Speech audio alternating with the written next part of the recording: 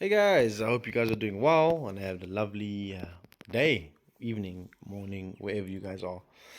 Today, we're going to be giving you a little review on this game. It's called MA2 President Simulator. It's quite an interesting little gem. I picked it up about 2 days ago, and yeah, I haven't put it down to be honest. It's pretty good. So what I'm going to do is I'm going to run down a little bit of the game to you guys. Um, it was released, or the initial version was released in 2022 by a company called Oxywile, and this is their speciality simulation games. In MA2 President Simulator, it's exactly what you are. You are the president. Or of whatever country you want to be of. So basically, you start off.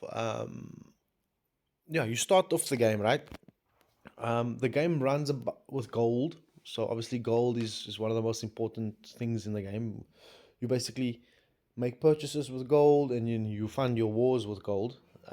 So gold is pretty important. But the structure of the game, it's a simulation game. So you you have natural resources, which I'll show you now. I'll show you the natural resources. So these are the natural resources that you get, um, and obviously it's a balancing act between production and demand, which is a major part of the game.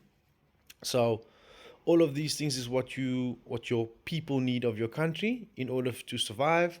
And therefore, if you look on the top right, I have 482 million people plus 20,000. That means 20,000 per day is born, and my presidential rating is 100 out of 100 because I've met all the demands over here. Easier than it sounds, right? Then you have your military production, obviously. So these are what you use to make your military bombers and your airplanes and all of those, which is vitally needed to go to war.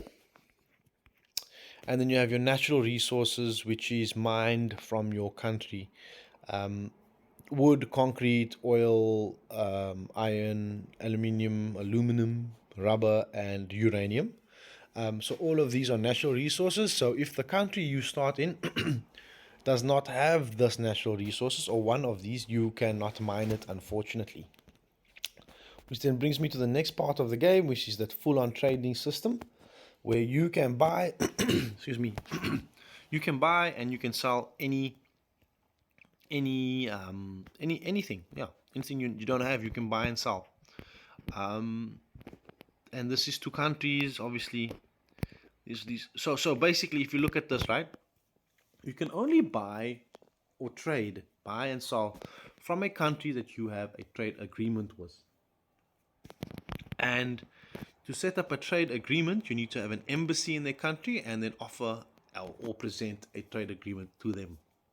Like, as an example, Brazil, we have a representation there, and we have a trade treaty, we have a defensive alliance with Brazil as well. So if anybody attacks us, I can call on Brazil to send me troops, which is amazing.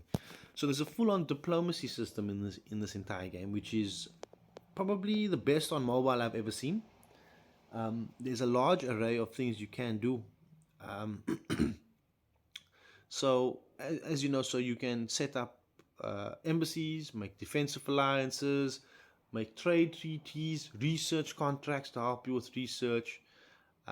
You can obviously go to war, espionage, sabotage. You can do nuclear warfare. You can force them to join you. You can make revolutions, as you can see. You can request, folks. I can request Brazil to attack Peru, for example. You can abuse them, tune them nonsense. Present the army. You can show them the army. Yeah, there's support sovereignty. So, for example, Somaliland, we can support the sovereignty of Somaliland. So we can, yeah, show it basically, yeah. And then, so that's the diplomacy system. The diplomacy system also works well with what we're going to talk about now is the Ministry of Foreign Affairs, where you can see who you are friends with. I'm friends with most people because I give them a lot of money all the time and I give them support. I'm the USA in this game at the moment. So I'm friends with everybody in the world. right? And this is all part of diplomacy. So nobody will necessarily attack me, but if it gets low where they don't like you very much, then they will probably attack you. They will attack you, right? So then you obviously have taxes, you have laws, you have a full-on banking system that is dynamically updated and changed, so you can borrow money to people. I'm actually gonna do that one over there. So I just borrowed them 1.5 million on 180 days at 10%, which is great for me. Which means I'm just going to get 1.7 million, 300,000 for nothing. And then obviously you can borrow money as well from the bank anytime you want. The next thing we're going to get into is ministries. So in this game, your daily gold income is basically what drives most things in this game. All right, so probably the most important thing is your daily gold income. I've dropped all my taxes. Oh no, I haven't. I put them all full. That's intense. So yeah.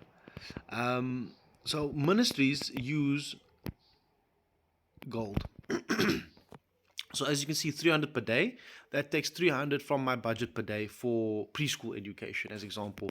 And all of these are supplemented by infrastructure buildings that you build in order to it gives you bonuses. Basically it gives you food manufacturer and resource up 0.15% for every single college you build. Same with infrastructure, Minister of Infrastructure. The same with Ministry of Defense, Security Services, Police, National Guard. So you guys understand the gist of it all. Yeah. Next thing we're going to get into is warfare. So you can attack country, sabotage. You can check the invaded territories. Those are all my invaded territories, all annexed states. All right. They all love me, absolutely love me. And yeah, you can even join the nuclear program over here, which costs quite a bit of money, 25 million gold, which is a lot. And an ICBM. Okay, all of these things, but those are very advanced into the future. So basically, you attack other countries with your troops, and these are my troops, 1.3 million soldiers, and then you build these as you go along with the resources that you mine or buy. It does take a little bit of time to build a bit more, and yeah, and then that's that. Um, let's move on to international organizations. You can join any international organization in this entire game. You just need to meet the prerequisites. For Interpol, and to build 10 police academies, and then hit top 50 states, this, and then I can click that, apply, and then I can make an application to join Interpol, and then decrease the crime rate, and you can join a lot of them. Profits from taxes is 5% up, and they all have their own different criteria that you need to follow, which is absolutely awesome. United Nations, you can add draft resolutions. So in order to attack somebody, you can say, let's say I want to attack Australia. Okay, well, 2,400 votes say yes. Okay, I can do it, and then I have a mandate to attack Australia after a vote. Right? At the moment, there's a prohibition of wars, so nobody can commit war or attack anybody until 2054, unless So then you have your Security Council as well, where you can see who the permanent members are and the non-permanent members. The permanent members do change depending on your power, etc. As you can see, China has been knocked out of the permanent membership, which is weird. What's going on with China? Oh, gee whiz, their power is pretty hectic, eh? The army, jeez. Luckily, I've got all defensive alliances with them, etc. But so yeah, so that's basically how the United Nations works. And yeah, so you get religion, so you can change your religion of your country, and you can enforce this on other people. And yeah, there's quite a lot of them. You get ideologies, conservatism, liberalism, like there's a whole lot of different um, ideologies to go to. And yeah, so this game is it's quite full. of everything, and also there's statistics on everything. So there are three victory criterias that you can get one of in each. So you can either capture 180 countries, you can have 181 countries confessing your religion, or you can have countries with your ideology, 181. Also, everything is ranked, so you can check where your ranks lie among the world at the moment. As you can see, we're not too bad with everything. Yeah. So the beauty of this game is okay. Not before we get to the beauty of the actual game. This game does have a free version. The free version allows you to play a limited amount of countries. It also has adverts, and it does not allow you to go double speed. I, within 5 minutes of the game, got pretty annoyed, and I bought the one. It was $1, best $1 I could have spent this whole month, and yeah, it's absolutely amazing. I can play any single country. I have double speed. I have no adverts as well, which is awesome. I didn't mention this game is also offline 100%, so you can play this game without any internet connection.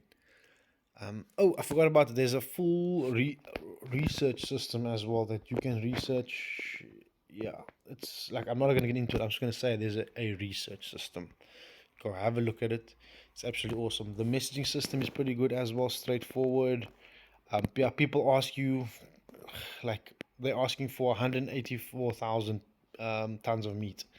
Then you get other people's asking um, to peace treaties and non-aggression pacts and please attack this one. Like they asked me to attack Italy. No, you have pirate battles that you need to. You take them on, you beat them, you get gold, and the whole community loves you for it. Um, but yeah, so the beauty of the game is that you can be any nation and do anything that you would like to do in the game, essentially. So you can be the United States, which I am in this game, and you can then take over the whole of the Americas, and that's your personal goal in the game. Um, or you can be Mongolia and resurrect the Mongolian Empire. You know what I mean? Or you can be Palestine and take over Israel eventually. Um, I think you guys understand. Or become Greece and make the Greece or the Spartan Empire, or Italy make the Holy Romans. I guess you kind of get the gist of what I'm saying, and that's why I say this game is pretty beautiful because its replayability is endless as long as you have imagination and have certain goals that you want to do. So therefore, I mean, like the game is pretty good. I enjoyed it. I have many hours in the game. I probably rate it 9 out of 10. I'd say please give it a go if you like simulation games or strategy games. This is definitely one to go to. I haven't met many PC games that have this depth. Um, so yeah, if you guys want to give it a go, thank you, and have a lovely day, evening, morning further. Bye bye.